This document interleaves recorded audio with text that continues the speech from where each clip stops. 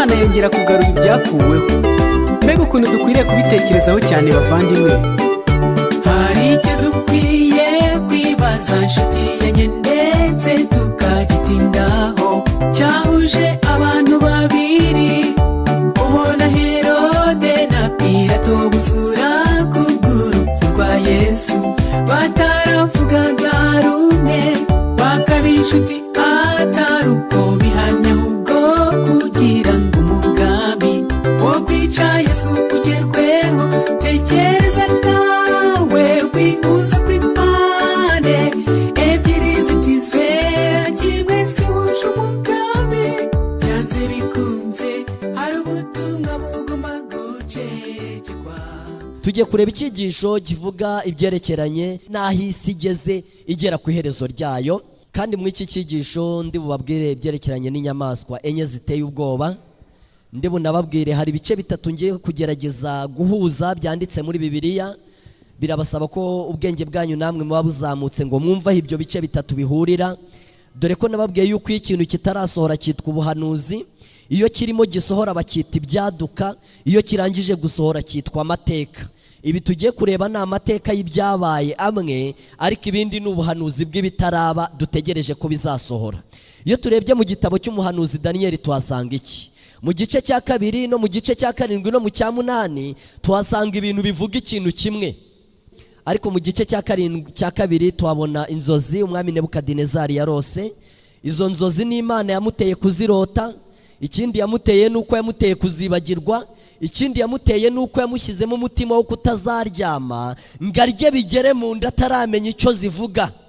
Umutima we warahangayitse cyane, nuko ahamagara abanyabwenge aravuga tumva murambwira inzozi narose icyo ni kimwe, muri bumbwire n'icyo zisobanuye, kandi umuntu utari buze gukora icyabwenge ari butemagurwe n'urugo rwe ruzahinduka icyavu.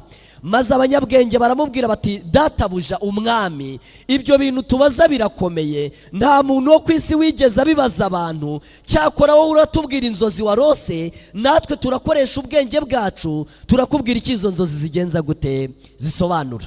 Nuko Nebukadinezari arabwira ati impamvu muvuga gutyo nayimenye, nuko mwabonye ko nazibagiwe, nuko nimumbwire inzozi narose mumbwire n'icyo zisobanuye, muzahinduka abatware mu gihugu, kandi ingo zanyu zizashyirwa hejuru, ariko nimutazimbwira ingo zanyu muzatemagurwa, ingo zanyu nazo zizahindurwa nk'ibyavu.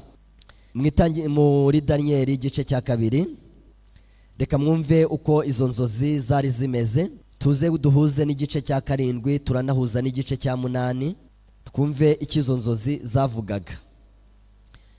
Muri Daniyeli igice cya kabiri, mu mwaka wa kabiri umwami Nebukadinezari akiri ku ngoma yarose inzozi, nuko hagarika umutima ntiyarushya agoheka. Umwami ahera akategeka ko bahamagara abakonikoni n'abapfumu n'abashitsi n'abakarudaya ngo baze kubwira umwami ibyo yarose. Nuko baza bitabye umwami. Umwami arababwira ati narose inzozi, umutima wanjye uhagarikwa no gushaka kumenya icyo zisobanuye, none nimumbwire icyo zisobanuye. Ariko abo banyabwenge bamushubije ku murongo wa 4 w'icyo gice cya kabiri ngo nyagasani uhoraho iteka ryose, rotorera abagaragu bawe inzozi warose, natwe turakubwira impamvu zazo. Nuko umwami asubiza abakarudaya ati sinkurwa ku ijambo, kandi ngo zanyu zizahindurwa nk'ibyavu, ariko nimumbwire izo nzozi nzabagorora mbahe impano zikomeye n'icyubahiro cyinshi. Nuko ngaho nimumbwire izo nzozi nuko zisobanurwa.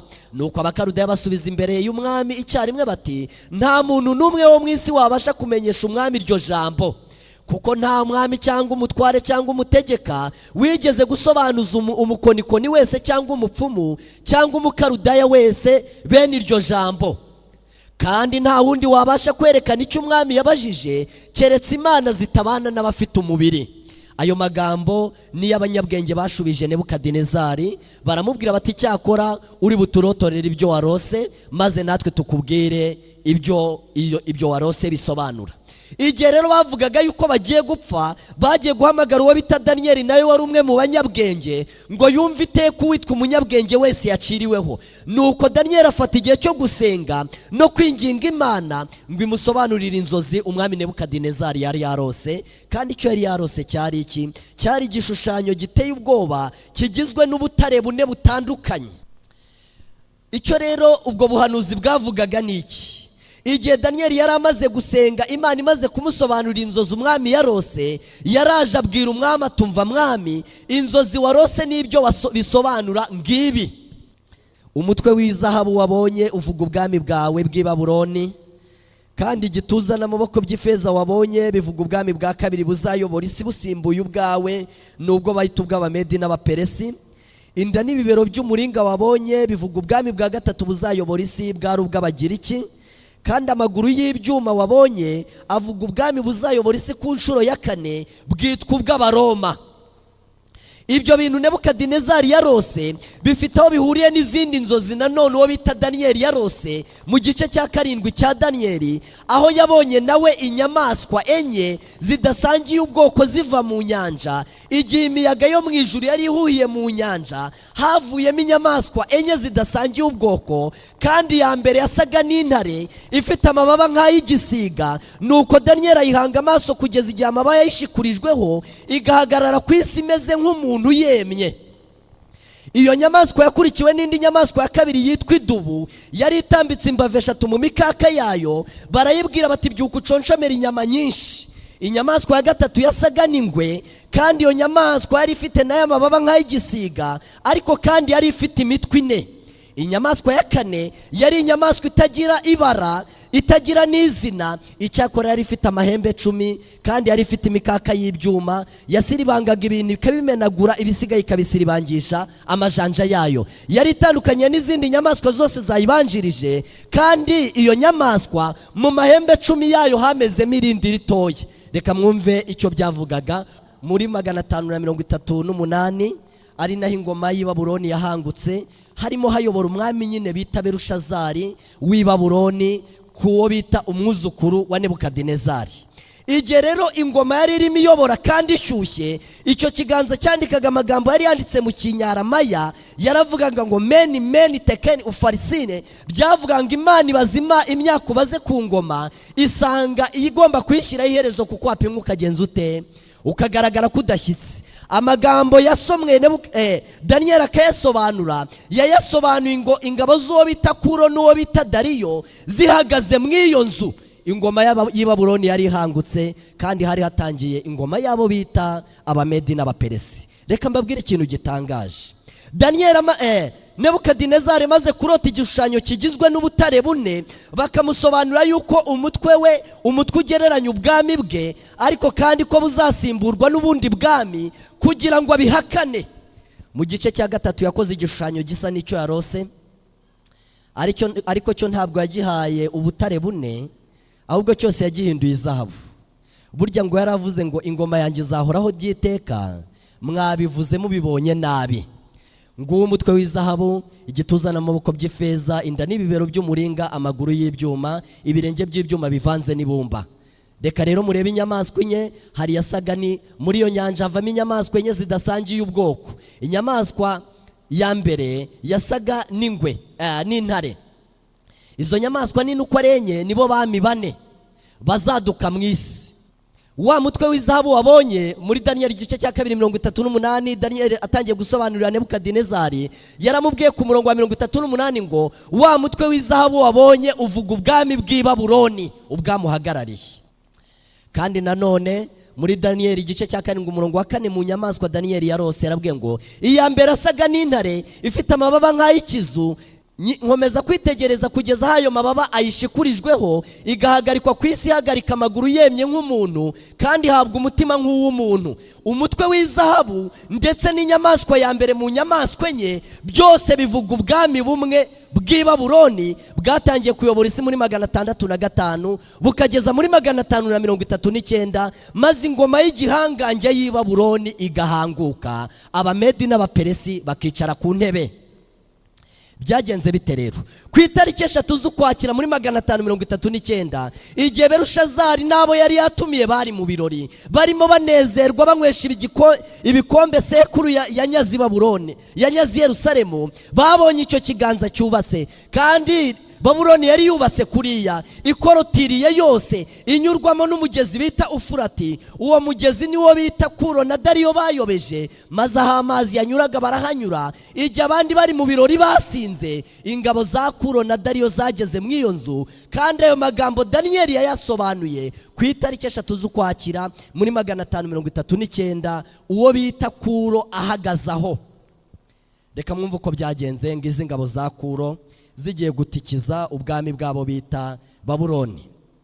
Umutwe w'iza inyamaswa ya mbere y'intare ifite amabanga y'ikizu, kandi amabaka yishikuzwaho, ivuga ubwami bwa mbere ku isi bw'i Babuloni. Ariko ku murongo wa 39 w'igice cya 2, uwo bita Daniyeli yabwiye Nebukadinezari atumva, nubwo ugereranywa n'izahabu rikaba ari ibuye ry'igiciro cyinshi, uzakurikirwa n'ubundi bwami budahwanyije n'ubwawe gukomera. Ubwo bwami nubwo bita ubw'Abamedi n'Abaperesi, buhagarariwe n'igituza n'amaboko by'ifeza. Ukuboko kumwe kuvuga Abamedi, ukwa kabiri kukavuga Abaperesi.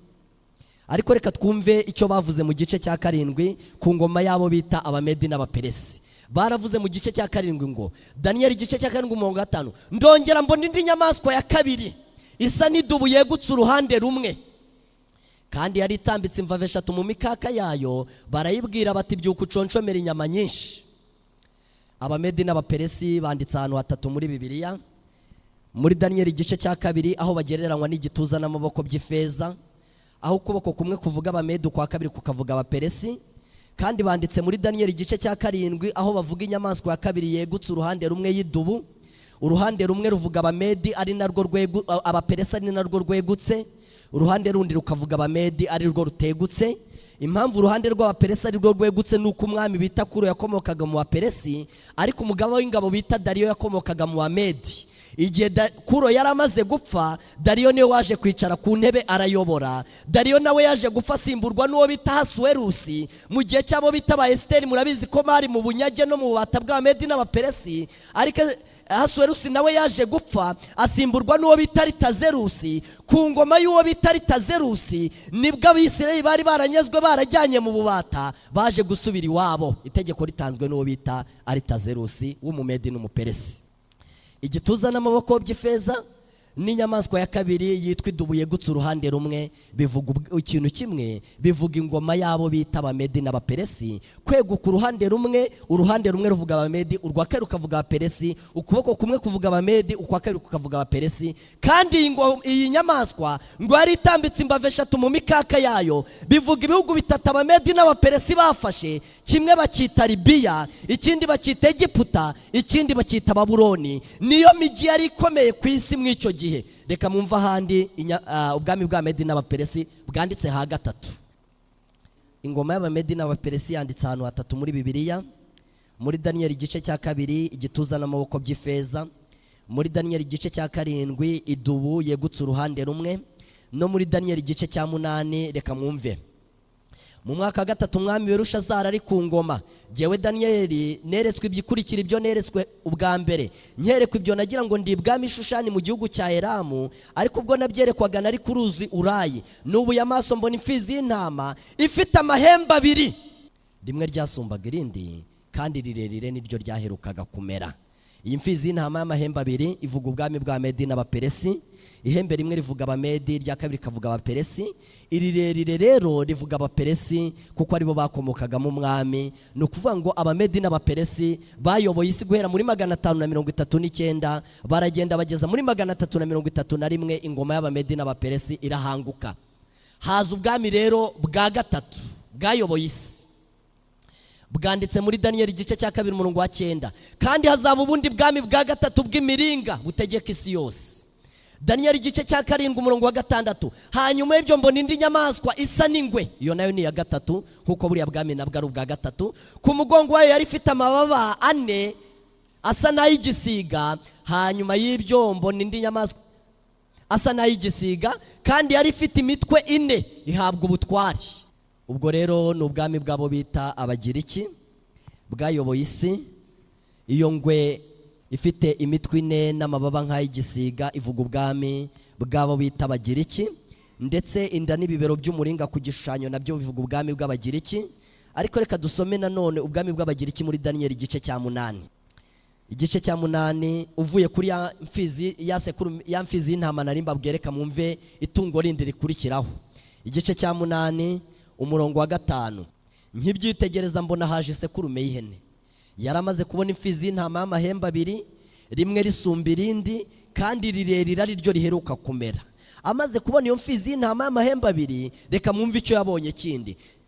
Nkibyitegereza mbona haje isekurume y'ihene iturutse iburengerazuba igenda idakoze amaguru hasi kandi kwira isi yose, kandi iyo sekurume y'ihene yari ifite ihembe rigaragara cyane hagati y'amaso yayo. Nuko itera ya mfizi y'intama nari nabonye y'amahembe 2 nari nabonye ihagaze ku ruzi, iyivudukira ifite uburakari bukaze. Mbona yegera iyo mfizi y'intama irayisekura, irayirakarira, irayisekura, iyivuna ayo mahembe yombi. Ya mfizi y'intama ntiyari ifite imbaraga zo kwihagarara imbere, ahubwo iyo sekurume y'ihene iyikubita hasi irayisira ibanga, ntihabone kubasha gukiza iyo mfizi y'intama imbaraga za ya sekurume y'ihene.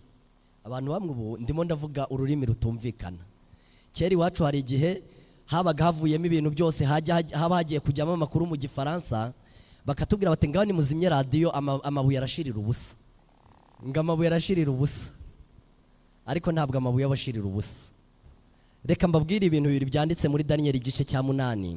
Handitse imfizi y'intama y'amahembe 2 ivuga ubwami bw'abamedi n'abaperesi, aho ihembe rimwe rivuga abamedi irindi rikavuga abaperesi. Ayo mahembe 2 rimwe ryasumbaga irindi, irirerire niryo ryari abaperesi kuko aribo bakomokwaga mu mwami, bimeze nka yaduba ifite impande 2 ariko uruhande rumwe rukaba ari rwo rwegutse, bimeze nka ya gituza n'amaboko by'ifeza, aho ukuboko kumwe kuvuga ababedi kwa kabiri kukavuga abaperesi. Ariko iyo urebye munsi y'iyo mfizi y'intama ubona isekurume y'ihene ifite ihembe rigaragara hagati y'amaso yayo. Yaraje isekura ya mfizi y'intama iyivuna ya mahembe yombi. Nukuneshwa ko abamedi n'abaperesi baneshejwe n'abo bita abagiriki. Iryo hembe rigaragara hagati y'amaso y'imfizi y'isekurume y'ihene ni umwami wa mbere w'abagiriki, bamwita Alexandre mukuru. Ariko reka wumve ngo igihe yari imaze kunesha kuvuna ya mahembe 2 ya ya mfizi y'intama, rya hembe ryagaragaraga naryo ryaje kuvunika, mu kimbo cyaryo hamera amahembe 4. Ntago mwabisomye, reka mbisome. Isekurume y'ihene igira imbaraga nyinshi, umurongo wa 8 cyane. Imaze gukomera iryo hembe rinini riravunika, ni ugupfa ko uwo bita Alexandre mukuru. Ariko umva, mu kimbo cyaryo hamera andi mahembe 4. Ayo mahembe 4 yameze avuga kimwe n'iyi mitwe 4, bivuga abagabo 4 bigabanyije ubwami bw'uwo bita Alexandre amaze gupfa. Amazina y'abo bagabo 4, umwe bamwita Lisimakusi, undi bamwita Selekusi, undi bamwita Kasandere, undi bamwita Pitoremi. Abo bagabo 4 bagereranywa n'imitwe 4 kandi bagereranywa n'amahembe 4 yameze irya mbere rimaze kuvunika. Nibo baje kuyobora ubugiriki, kuko Alexandre yafashe isi mu myaka 8, ayifata afite imyaka 32 ari umusore. Yiyahuje inzoga kandi yapfuye urupfu rubi cyane, maze abagabo 4 baraza bafata ubwami bwe. Iriya sekurume y'ihene yaraje itera iriya mfizi isekurume y'ihene yaraje itera ya mfizi y'intama y'amahembe 2 iyivuna ayo mahembe yombi. Ariko nayo imaze gukomera ihembe ryayo riravunika, mu kimbo cyaryo hamera 4. Ubwami bw'abagiriki rero Alexandre mukuru n'ingabo ze zanyuraga no mu muriro, ntacyo zatinyaga. Abagabo 4 bigabanyije ubwami bwe, n'uwo bita Lisimakusi, Selekusi, Kasandere na Pitoremi. Kandi iyo tuvuze igituza n'amaboko, inda n'ibibero by'umuringa, bivuga kimwe n'ingwe ifite imitwe 4, ndetse bivuga kimwe n'isekurume y'ihene ifite ihembe rigaragara ryaje kuvunika mu kimbo cyaryo hakamera amahembe 4. Mwumvise ibintu bitatu bivuga kimwe. Bwatangiye kuyobora isi muri 331, burangiza mu 168 busimburwa n'ubwami bwa 4 bwitwa Abaromani. Reka twumve ibyabwo. Ariko ubwami bwa 4 buzakomera nk'icyuma. Amaguru y'icyo gishushanyo yari icyuma. Avuga ubwami bwa 4 bwayoboye isi, n'ubwami bw'abo bita kandi bugereranywa n'inyamaswa nanone itarabonewe izina ya 4. yanditse muri iryo somo ivuga ngo hanyuma y'ibyo nitegereje mu byo neretswe nijoro mbona inyamaswa ya kane iteye ubwoba y'inyamaboko n'imbaraga nyinshi cyane yari ifite imikaka minini y'ibyuma iconshomera ibintu irabimenagura ibisigaye bisiribangisha amajanja yayo ariko kandi yari ifite itandukaniro n'izindi nyamaswa zose zayibanjirije kandi yari ifite amahembe 10. Iyo nyamaswa ya kane iteye ubwoba y'inyamaboko ivuga kimwe n'amaguru y'ibyuma amenagura ibintu ngo ubwami bwa kane buzakomera nk'icyuma n'ubwami bw'ubwo bita abaroma. Bwari buyobowe n'umugabo wubatse umujyi wa Roma bamwita Romirisi, kandi buri mwami wese w'i Roma yabaga yitwa Kayizari. Nababwiye ko Yesu yavutse ku ngoma y'abaroma. Ubu bwami bwatangiye kuyobora isi guhera mu 168 mbere yuko Yesu avuka, buragenda bugeza muri rimwe. Yesu yavutse ku ngoma y'abaroma kuko yavutse ku ngoma y'uwo bita Kayizari Auguste, kandi ingoma y'abaroma niyo yise Yesu kuko yapfuye ku ngoma y'uwo bita Pontiyo Pilato. Ariko ingoma y'abaroma muri 476 nyuma yuko Yesu avuka yarahangutse. Isimburwa n'iki? Isimburwa n'icyo bita amani 10 ku gishushanyo cyangwa amahembe 10 ku nyamaswa. Amahembe 10 kuri iyi nyamaswa n'amani 10 ku gishushanyo Nebukadinezari yarose bivuga ikintu kimwe. Bivuga ubwami bwatangiye kuyobora isi igihe Roma yari ihangutse. Hari amamane yayoboye isi yose kandi niyo yonyine yayoboye isi. Ubwa mbere nubwo bita Babuloni, ubwa kabiri nubwo bita Medi n'Abaperesi, ubwa gatatu nubwo bita Abagiriki, ubwa kane nubwo bita Abaroma. Ariko igihe Roma yari irimo iyobora isi, amami y'Iburayi yatangiye gusaba ubwigenge, maze Abataliyane barabubona, Abadage barabubona, Abasuwisi barabubona, Abahorandi barabubona. Ayo mami 10 yahise yikura mu bubata bw'Abaroma, maze hatangira kuyobora amani 10 cyangwa amahembe 10, maze ntihongera kugira umuntu wongera kuyobora isi ari umwe. Byavuzwe ku gishushanyo baravuze ngo nk'uko ibyuma bidashobora gufatanya n'ibumba, niko nta muntu uzongera kuyobora isi nk'uyobora umuntu umwe. Ahubwo nk'uko mu Rwanda twabonye ubwigenge tukava mu bubata mu 1962, niko buri bwami bw'i Burayi bufite itariki bwaboneyeho ubwigenge buvuye mu bubata bw'Abaroma, aho Roma yari ihagaritse kuyobora isi muri 476 Yesu yaravutse. Ababyumva bazabisoma mu mateka y'isi bazabisangamo. Uwo rero no bita Kayizari umuroma, kandi iyo nyamaswa ivuga kimwe n'amaguru y'ibyuma, byose bivuga ingoma y'Abaroma. Yatangiye kuyobora isi mu 168, ihanguka muri 476, hakurikiraho amani 10 abari yatangira kuyobora, ndetse hakurikiraho n'amahembe 10 nanone mu nyamaswa. Ni ibintu tugenda tugereranya, muri iki gice ibivuga gutya, muri kire bikavuga gutya. Nanone amahembe 10 n'amani 10 bitangira kuyobora, ubwo ingoma y'Abaroma ibirahangutse. Byaje kugenda bite rero?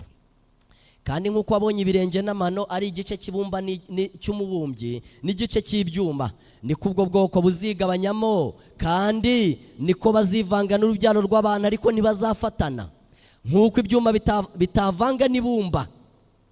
Ngabo rero amami y'Iburayi yatangiye gusaba ubwigenge, ari nagereranywa n'amani 10 ku gishushanyo, ari nagereranywa n'amahembe 10. Hari n'amazina bitwaga icyo gihe ari nayo bitwa atari yo bitwa uyu munsi. Hari abo bitaga Abangara-Saxoni, hari Abafranki aribo Bafaransa, Abalomani, Abalombardi, reka mwumve uko bagiye bitwa. Kandi ayo mahembe 10 muri ubwo bwami nyine amani 10 n'amahembe 10 bivuga kimwe. Muri ubwo bwami hazakomoka abami 10. Ngabo rero ni Abaramani aribo Badage, Ababurugundi aribo Basuwisi, Abafranki aribo Abafaransa, Abalombardi aribo Bataliyane, Abasaxoni aribo Bongereza, Abasuevi aribo Portugale, Abasivigoti aribo Bespanyolo, ndetse harimo nabo bita Abaheruri, Abavandari n'Abastorogoti. Abo ngabo niyo amahembe 3 yakuwemo igihe hameraga agahembe gatoya. Sinzi abatabyumva ari bo byihanganire. Hari abagerageje kuyobora isi rero mu gihe Imana yari yavuze ko nyuma y'ayo mamane nta wundi muntu uzongera kuyobora isi keretse ubwami bugereranywa n'ibuye bwa Yesu. Abagerageje kuyobora ni bande bikabananira? Tuzobita Charlemagne yaragerageje biranga. Tuzobita Karoli wa 5 yaragerageje biranga. tuzi uwo bita Ruwi wa 14, Napoleon uwo bita Kayizari, ndetse n'uwo bita Hitireri. Aba bantu bagerageje gushaka uburyo bayobora isi kugira ngo barebe yuko bakongera kuyobora nk'uko Nebukadinezari yayiyoboye, barebe ko bayobora nk'uko Kuro yayiyoboye, barebe ko bayobora nk'uko Alexander mukuru yayiyoboye. Ariko Bibiliya yaravugaga ngo nta muntu uzongera kuyobora isi keretse ubwami bwa Kristo nibwo buzongera gukwira isi yose. Ibi bintu rero ni amateka y'ibyabaye, ariko kandi afite icyo avuga cy'ibyo dutegereje imbere uko bizagenda. Njya nibuka yuko igihe intambara ya mbere y'isi yose yari irangiye, hagiyeho umuryango bita Sedeni ngo urebe uko washyira abantu hamwe bahurize hamwe, ariko ntibyashoboka. Intambara ya kabiri y'isi yose irangiye, hagiyeho umuryango bita Oni ngo irebe yuko washyira isi yose hamwe, ariko birananirana. Aba ba Hitireri bari ingabo zikomeye z'Abadage, bakoze uko bashoboye kose. Intambara ya kabiri y'isi yose irangiye, ariko birananirana kuyobora isi yose, keretse ubwami bwa Kristo nibwo buzongera kuyobora isi yose. Ubwami bwayoboye isi nubwo ubutarayiyoboye ntibwayiyoboye. Na Leta Zunze Ubumwe za Amerika ntabwo ziyobora isi yose, n'umuryango w'abibumbye ntabwo yiyobora. Icyo nababwira ni iki: Babuloni yari igihangange, igereranywa n'umutwe w'izahabu, ikagereranywa n'inyamaswa y'inkazi yitwa intare, ariko ibyayo muri 539 byararangiye maze irahanguka. Abamedi n'abaperesi bari igihangange, bafashe isi bitabagoye cyane, kandi bagereranywaga n'igituza n'amaboko by'ifeza, bagereranywaga n'idubu yegutse uruhande rumwe itambitse imbavu 3 mu mikaka yayo, bagereranywaga n'imfizi y'intama ifite amahembe 2, rimwe risumba irindi, irirerire ari ryo riheruka kumera. Ariko nubwo bakomeye cyane, muri 331 abo bita abamedi n'abaperesi ibyabo byagenje gute? Byararangiye, barahanguka. Abagiriki bafashe isi mu myaka 8 gusa. Alexander mukuru ari umugabo w'igihangange, urwana abantu bose bakamwumvira. Ubwo bwami bugereranywa n'inda n'ibibero by'umuringa, bukagereranywa n'inyamaswa ifite amabanga y'igisiga, ifite imitwe 4 y'ingwe, kandi bukagereranywa n'icyo bita isekurume y'ihene, ifite ihembe rigaragara hagati y'amaso yayo. Iryo hembe rikaza kuvunika, mu cyimbo cyaryo hakamera amahembe 4. Nubwo bwakomeye cyane, Abagiriki mwijana na 68 ingoma y'Abagiriki yagenjeje ite? Yarahangutse. Maze ingoma y'Abaroma yicara ku ntebe, Abakayizari baratangira barayobora, baratangira bafata ijambo, bicisha abantu iryaguye. Ubwo bwami bugereranywa n'amaguru y'ibyuma, bukagereranywa n'inyamaswa ya kane itagira izina, ifite imikaka y'ibyuma, iconshomera ibindi kabimanagura. Nubwo ari komeye cyane, mwijana na 60 muri 476 nyuma y'uko Yesu avuka, ingoma y'Abaroma yagenjeje ite? Yararangiye. Maze amami 10 atangira kuyobora isi. Abadage, Abafaransa, Abasuwisi, Abahorandi batangira kuyobora isi, aho nta muntu wakongera kuyobora isi ari umwe. Ariko mbese niki cyaba cyiteguwe vuba aha ngaha? Icyaba cyiteguwe kirakomeye. Iyo dusomye muri Danieli igice cya 2, reka mwumve ikintu cyiteguwe. Simvuze byinshi wenda ku nyamaswa ya 4, ariko icyo navuga ku nyamaswa ya 4 ni iki: nuko dushatse kumenya ubwiru bwayo, hari icyo Bibiliya bivugaho. Ku murongo wa 23 w'igice cya 7, maze wawundi arambwira ati iyo nyamaswa ya 4 izaba ubwami bwa 4 ku isi, kandi buzaba budasa n'ubundi bwami bwose, buzaconshomera isi yose buyisiribange buyimenagure. Kandi muri ubwo bwami hazakomokamo abami 10, hanyuma yaho hazaza undi mwami, ariko we ntazabasa n'abo ba mbere, kandi azanesha abami 3. Ibyo twabibonye nukuza ku bwami bwaje mu bundi buryo, bwaje mu rwego rw'iyobokamana, nubwo bitaga ubwami bw'i Roma, cyangwa se ubwami bwakoreraga i Vatikani. Ubwami bwaje mu buryo bw'ubupapa, bwanesheje abami 3 nabo bita abavandara, abaheruri n'abastorogoti. Kandi uko Bibiliya yari yabivuze ko ihembe ryameze mu cyimbo cyaryo hagakurwa 3, niko byagenze. Uwo mwami rero uzaza hanyuma udasa n'abandi, ni uzavuga ibyo kugomera isumba byose, azarenganya bera bisumba byose, kandi azigira inama zo guhindura ibihe n'amategeko. Bizarekerwa mu maboko ye kugeza aho ibihe n'igice cy'igihe bizagenza gute? Bizashirira. Igihe Danieli yerekwaga iby'iryo hembe ryameze rikanesha amahembe 3, ariryo rihagaze mu rwego rw'ubuyobozi bw'itorero ry'i Roma, aribwo bupapa, havuga yuko ngo yabonye kw'iryo hembe amaso. Nitegereje mu mahembe, mbona muri ryo hameze irindi hembe ritoya, imbere yaryo hakurwa amahembe atatu mu yari asanzwe, kandi kuri iryo hembe mbonaho amaso asa n'ay'umuntu n'akanwa kavuga ibikomeye. Reka mbabwire ibikomeye ako kanwa kavuze. Maze mbona iryo hembe rirwanya abera ryenda kubanesha, niwe uzavuga ibyo kugomera isumba byose, nkuko barimo barisobanura nyine. Iryo hembe niwe uzavuga ibyo kugomera isumba byose, azarenganya abera bisumba byose, kandi azigira inama zo guhindura ibihe n'iki n'amategeko. Bizarekerwa mu maboko ye kugeza aho igihe n'ibihe n'igice cy'igihe bizashirira. Ibyo rero byarabaye, kandi uko byagenze nuko ako karengane kabaye imyaka 1260. Itorero ry'i Roma ririmo rirenganya abo bitaga abaporotesitanti. Abo baporotesitanti bagiye bahunga nibo bavumbuye umugabane wa Amerika, kandi burya Amerika ituwe n'abaporotesitanti. Cyaraziraga yuko kiliziya yubakwa muri Amerika, ariko ubuhanuzi buvuga yuko umunsi ubuporotesitanti buzarenza umworera ikiba inyanja yabutandukanyaga n'Uburoma, maze rwose ibintu byabaye byose ikabitesha agaciro, izina ryayo ntiryongere kugira icyo risobanura. Ubundi porotesitanti riva ku nshinga y'igifaransa yitwa protester, bivuga kuhakana cyangwa kurwanya, kutemera. Ariko ngo umunsi bazemera ibyo batemeraga, ibyo bemeraga bakabihakana, muzamenye ko Yesu agiye kugaruka, kandi muzamenye ko ari hafi cyane. Nuko ku ngoma z'abo bami Imana yo mu ijuru izimika ubwami bwayo, buzaba budasumba ubundi bwami bwose, buzanesha kandi ubutware bwabwo ntibuzazungurwa n'irindi shyanga, ahubwo buzamenagura ubwo bwami bwose busembeho, kandi buzabaho iteka ryose. Ubu nibwo busobanuro bw'inzozi n'ibuye wabonye ryavuye ku musozi ritarimbuwe n'intoki, niko uwo bita Daniyeli yabwiye Nebukadinezari. Ingoma y'Abaroma rero icyo yakoze, nako ubwami bw'i Roma ya Gikristo, nuko bwakoze biriya bintu byanditse muri ya somo, bwahinduye ibihe n'amategeko. Niyo impamvu uyu munsi abantu bahita ku wa gatanu, ukibaza aho babisomye bikakuyobera, kandi niyo wabakosora ejo bazabyita ku wa gatanu. Muzafata umunsi Bibiliya yita ku wa mbere, mwebwe muhita ku cyumweru. Muri Bibiliya nta munsi ubamwe witwa ku cyumweru. Muzajye mu Itangiriro niho handitse iminsi. Ku munsi wa mbere Imana yaremye umucyo, buragoroba burakiwita umunsi wa mbere. Ku wa kabiri irema icyo bita isanzure, buragoroba burakiwita umunsi wa kabiri. Ku wa gatatu Imana irema ubutaka iteranyirije amazi yo munsi y'isanzure hamwe, buragoroba burakiwita uwa gatatu. Ku munsi wa kane irema ibiva bitatu, buragoroba burakiwita umunsi wa kane. Ku wa gatanu irema ibimera, buragoroba burakiwita umunsi wa gatanu. Ku wa gatandatu irema inyamaswa z'imigeri, irema n'umuntu, buragoroba burakiwita uwa gatandatu. Ku wa karindwi iraruhuka. Ku cyumweru hariho. Iminsi yose ibamo icyo bita ikinyazina nyamubaro. Iyo bavuze ku wa kabiri ni kabiri, ku wa gatatu ni gatatu, ku wa gatandatu ni gatandatu, ku wa karindwi ni karindwi. Ibyerekeranye no ku cyumweru habamo icyo bita ntera ngenera, ibamo kugira ikintu umweru. Ntabwo ari abantu bose cyakora bapfa kubyumva. Habamo icyo gufata ikintu ukagihindura umweru, cyari nk'umukara ukakigira umweru. Uwo munsi abantu bita ku cyumweru bazawita uko Bibiliya iwita ku wa mbere. Uwo bitaga ku wa mbere uzaba ari ku wa kabiri, uwo bitaga ku wa kabiri uzaba ari ku wa gatatu, bazagera uyu munsi yita ku wa gatandatu. Ariko si byo bakora, babikuye hehe? Byari byarahanuwe mbere y'igihe na Bibiliya yuko hari umuntu uzigira inama zo guhindura ibihe, agahindura n'amategeko.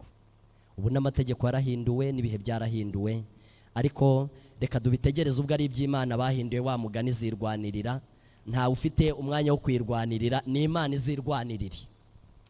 Icyo nagira ngo mbabwire nuko ibyahanuwe byose byasohoye, byaba guhindura ibihe byarabaye. Niyo mpamvu uyu munsi abantu babara mu buryo butari bwo, kandi igihe Bibiliya yari itarahindurwa mu buryo bw'ibihe, umwaka wose wagiraga iminsi 360, kwezi kose kwagiraga iminsi 30, nta kwagiraga 31, nta kwagiraga 28. Ariko abantu baravuga ubundi muri gahunda ya Bibiliya umunsi utangira izuba rirenze ukarangira rirenze, buragoroba buracya, uwo ni umunsi. Ariko muri gahunda y'abantu baravuze ngo ni saa 6 z'ijoro. Ibuye ryamenaguye ibyuma n'imiringa n'ibumba n'ifeza n'izahabu. Nuko Imana ikomeye yahishuriye umwami bizabaho mu bihe bizaza, kandi izo nzo nizi n'iz'ukuri, no gusobanurwa kwayo ntiguhinyurwa. Ubwami bw'isi bubaye ubw'umwami wacu, kandi azahora ku ngoma iteka ryose. Niwe ugereranywa na ririya buye. Nababwiye ko ahantu hose handitse muri Bibiliya havuga ibuye riba rivuga Kristo. Nibyo? Ni mu mwegere niwe buye ryanzwe n'abantu, ubwo ni Kristo.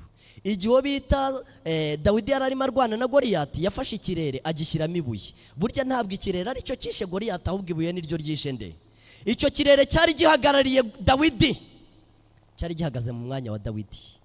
Burya nubwo ikirere ari ikinyantege nkeya, ariko iyo kimaze kujyamo ibuye Goliyati arapfa. Niko bigenda. Iryo buye ryagiye mu kirere rivuga Dawidi, rivuga Yesu, kandi ikirere ryagiyemo kivuga Dawidi. Niyo mpamvu n'iri buye ryanditse aha rivuga Kristo.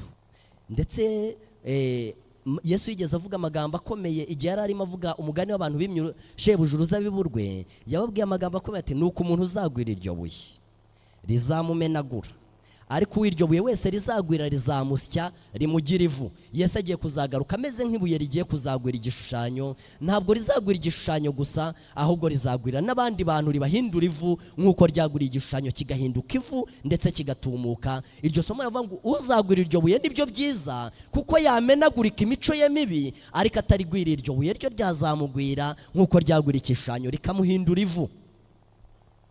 Agiye kuzaza hashagawe n'abamarayika, kandi uko byanditswe ni gute? Nuko abamarayika babwiye abigishwa bati, uko mumubonye agenda niko muzabona agenza ate. Uko yagiye rero nuko yazamutse igicu kikamukingiriza. Niko byanditse mu butumwa mu byakozwe n'intumwa igice cya mbere, ngo nuko akizamuka igicu kigenza gute? Uko azagaruka nanone biravuga ngo dore arazana n'iki?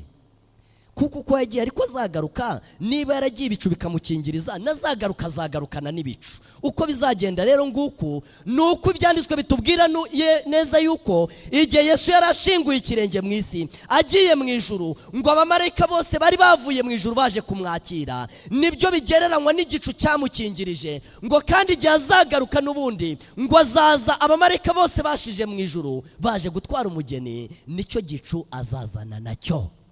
Kuko uko yagiye ariko azagenza ate? Yagiye igicu kiramukingiriza, nanagaruka azazana n'ibicu. Ibyanditswe ntibibeshya, niko bizagenda. None se Yesu agiye kuzagaruka ameze nk'ibuye rifite abantu bariguyeho imico yabo igashenjagurika, bagahabwa imico myiza. Kandi azaza ameze nk'ibuye rizaza rigwiriye abantu, kugwira abantu batigeze bazana imico yabo kuri rutare ngo ishanjaguritse bahabwa imico myiza. Mbese umuntu azaba ari mu ruhe ruhande? Reka ne kuvuga ibintu byinshi, ariko uriya ni Yesu usa n'uteze ibiganza abwira abantu yuko ibyahanuwe byose byasohoye.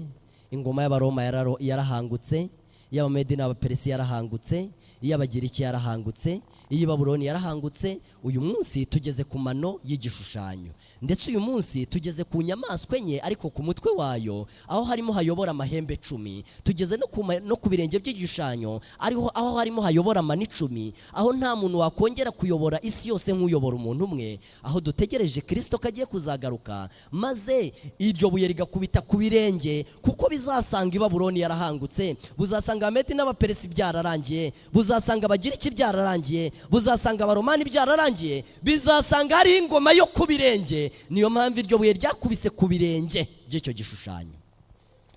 Birakwiriye rero ko umuntu wese atekereza kuho amateka ageze, kandi akibaza uko yatunganya hazaza he neza, ngo ejo atazasanga abuze ibyo yari yiringiye kuzabona, ngo ejo atazasanga abuze ahagana, kandi Imana yaramuteguriye aheza ikabitangira n'ibyangombwa byose. Reka rero muri uyu mugoroba mwiza wo gutangira isabato, wo kwibuka yuko Imana yaremye mu minsi 6 kuwa 7 ikaruhuka, wo kwibuka yuko yatubwiye ngo namwe mujye mukora imirimo yanyu mu minsi 6 ariko kuwa 7 mujye muruhuka. Reka dushime Imana ko ibyo byose yabikoze kubw'ubuntu bwayo, kandi kabisiga mu isi mu ijambo ryayo ngo tuzabisome bizatuyobore. Dusaba Imana ngo umwuka wayo utuyobore, kandi natwe twemere kuyoboka no kugendera mu nzira z'Imana. Ndabibifuriza muri uyu mugoroba, nanjye mbyifuriza ngo Imana yacu ibiduhe kubw'ubuntu bwayo mu izina rya Yesu.